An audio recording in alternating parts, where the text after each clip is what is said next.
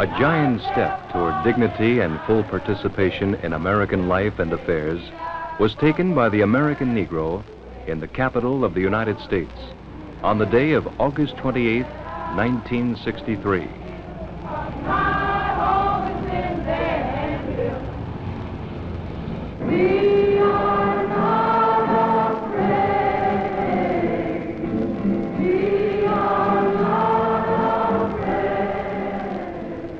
The step was taken solemnly and in union with many of their white countrymen.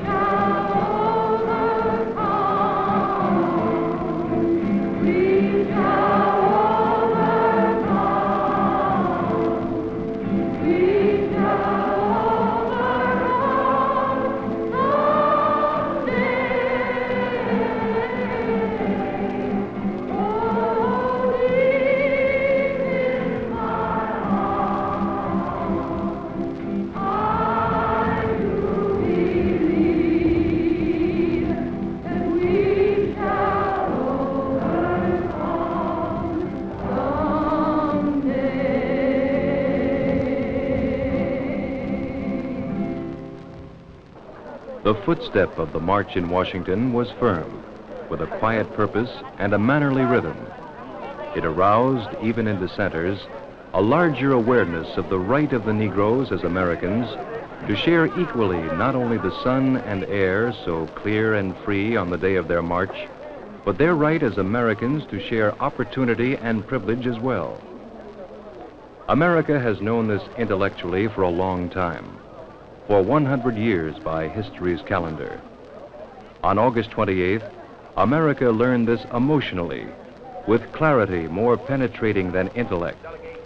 Every kind and class, every generation of America participated. If not in the city of Washington, across the land by television, America mutely attended the feeling of the march and heard the all-encompassing cry for freedom from indignity. America heard back into the miles of her history to Lincoln, Jefferson, Tom Paine, Patrick Henry. Everybody attended the march in Washington of August 28th.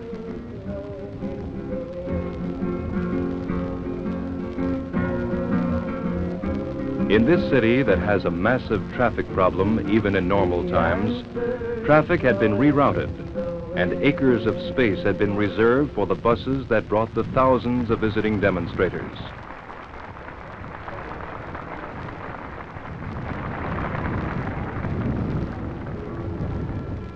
We'd like to sing a song.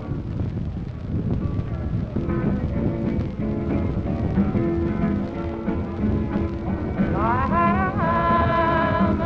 hammer in the morning, I hammer in the evening. Over this land, I hammer on danger, I hammer on a warning, I hammer on love between my brothers and my sisters. All this land.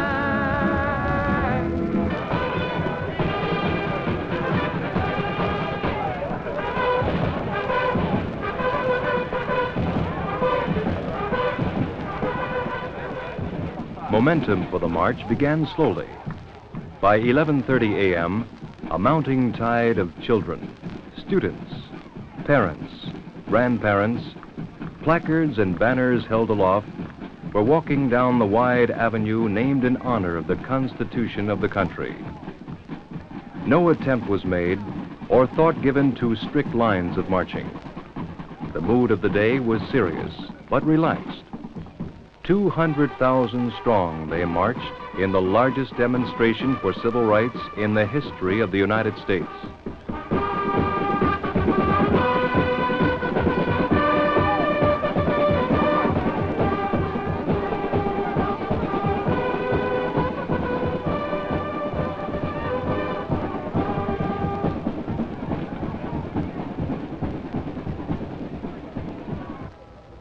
Catholics, Protestants, and Jews, the humble and the famous, Westerners, Northerners, and Southerners. A cross-section of the 50 states were represented as they progressed along the avenue, loosely grouped together by states or organizations or busloads.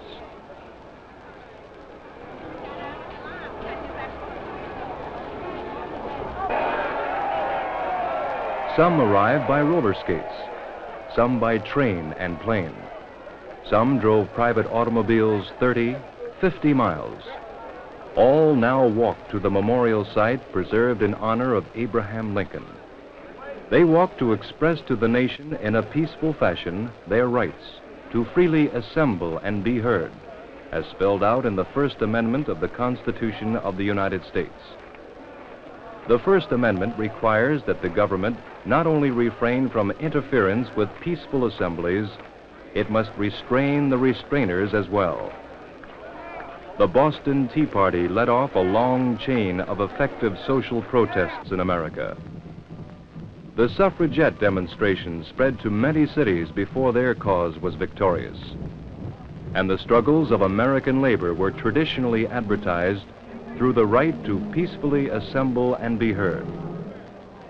A renowned American jurist recently said, "A function of free speech under our system is to invite dispute.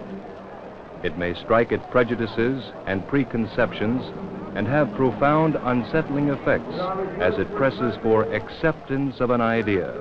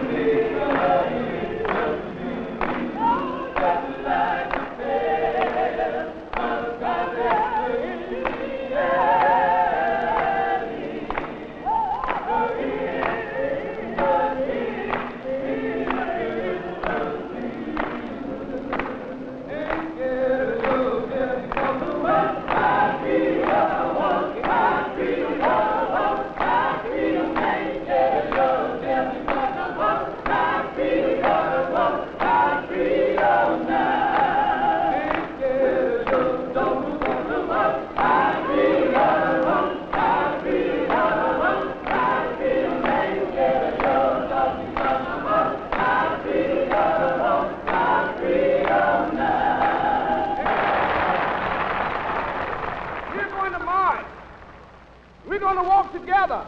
We're going to stand together. We're going to sing together. We're going to stay together. We're going to moan together. We're going to groan together. And after a while, we'll say, freedom, freedom, freedom now.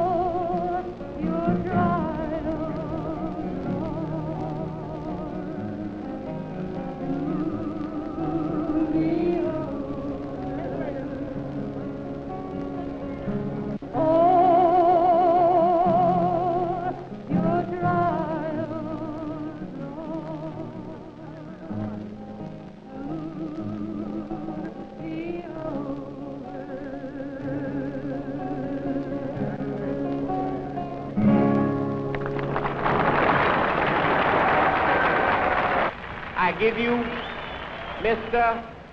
Burt Lancaster.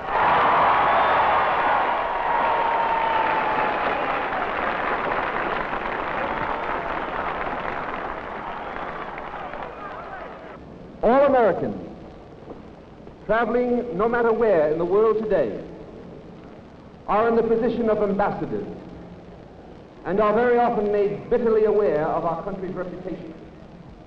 It is not easy to be an American abroad, nor is it easy to make coherent to those who are not Americans the nature and the meaning of our struggle.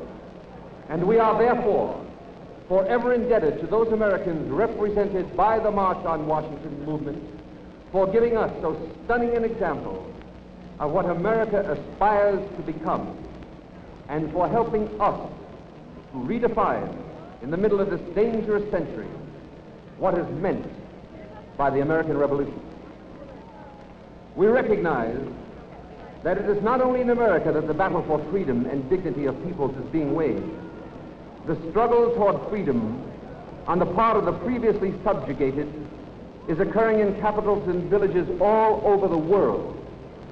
It is on our awareness of what this struggle means and in the degree of our dedication to it that our future and the future of the world depends.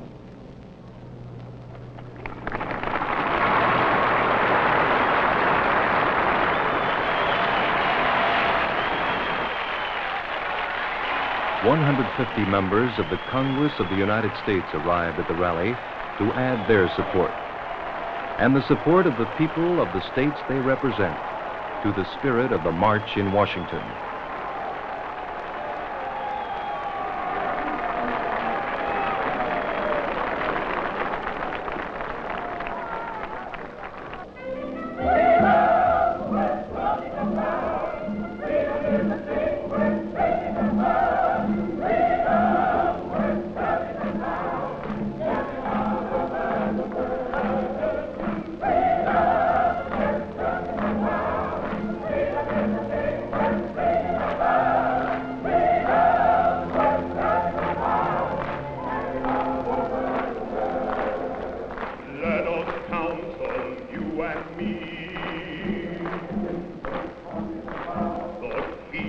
Is democracy.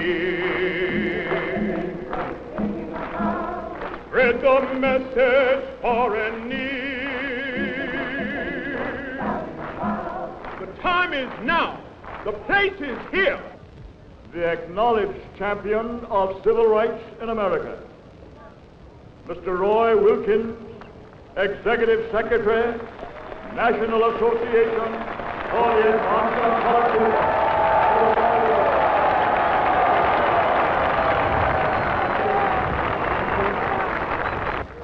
I want some of you to help me win a bet.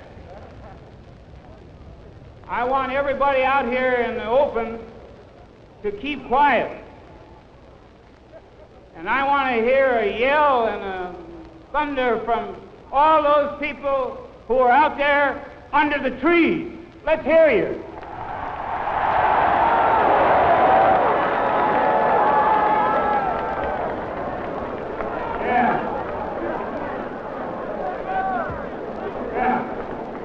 There's one of them in the tree.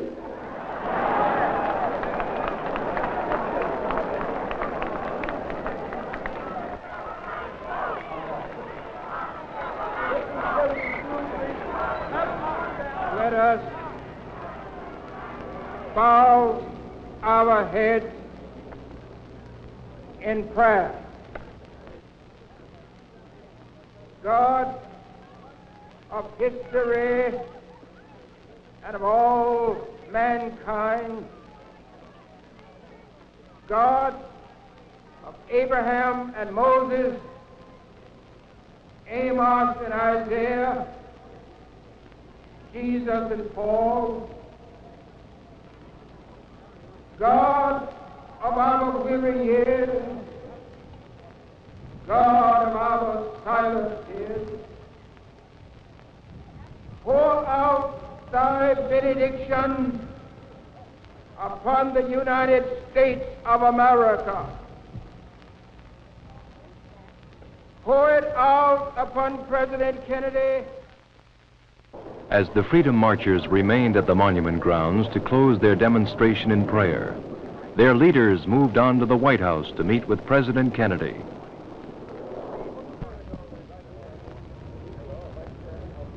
The President's active concern with the progress for the Negro in housing, education, and employment is well known.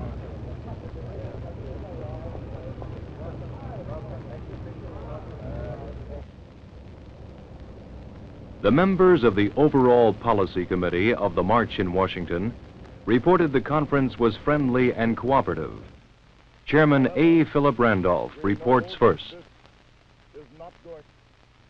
We believe that it's going to have its effect on the image of our country all over the world, because it will indicate that not only are Negroes struggling to achieve a transition from second-class to first-class citizenship, but that our white brothers and sisters are marching arm in arm with the Negro citizens of the country for the purpose of achieving this objective.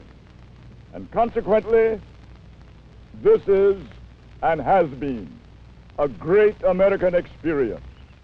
The Reverend Dr. Eugene Carson Blake, United Presbyterian Church of the United States of America, was another of the march leaders. Judgment was right. The thing we wanted to do was to get in behind the leadership of the Negro community. Clearly, the religious leader of this occasion was Martin Luther King, and we are proud to have served behind and strengthening the witness that he's been carrying. The other thing is that we did produce a non-segregated march. Mr. Walter Reuther of the United Auto Workers of America was also a member of the committee that met with President Kennedy. And I believe that the real significance of what we have started here today is that we have laid the groundwork for the building of a functioning, broad coalition of Americans from all walks of life, from all points of view, from all races and creeds and color, who can carry on not only the common struggle to achieve an effective and meaningful civil rights legislation, but who can do this practical work, the day-to-day job of fighting discrimination in education, in housing, in employment, in public accommodation. And I think this is the true significance of what we have started today. Pleasure now to present the moral leader of our nation, one who has conducted a massive moral campaign in the southern area of the nation against the citadel of racism, Dr. Martin Luther King, Jr. Thank you, Mr. Randolph. I would simply like to say that I think this has been one of the great days of America. And I think this march will go down as one of the greatest, if not the greatest, demonstrations for freedom and human dignity ever held in the United States.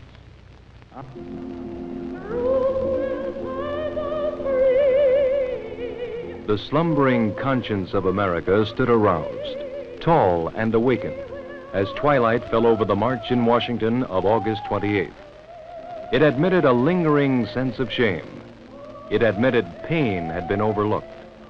In so doing, America reminded herself of her destiny, her aspirations, the dream which brought forth her birth. And America turned her eyes full upon the issues of freedom and justice, issues for all. She turned her attention to the Civil Rights Bill before the Congress, which is currently under examination of the elected representatives of all the towns and cities of the land. She turned her thoughts to the job ahead. The sound and spirit of the massive reminder of the meaning of freedom traveled around the world on the day of August 28th, rightfully initiating from the grounds where Abraham Lincoln sits silently and gravely, watching over this land from the memorial erected to his memory. The U.S. is reminded it is not enough to hope together, to pray together. She is reminded she must speak and act for the common good.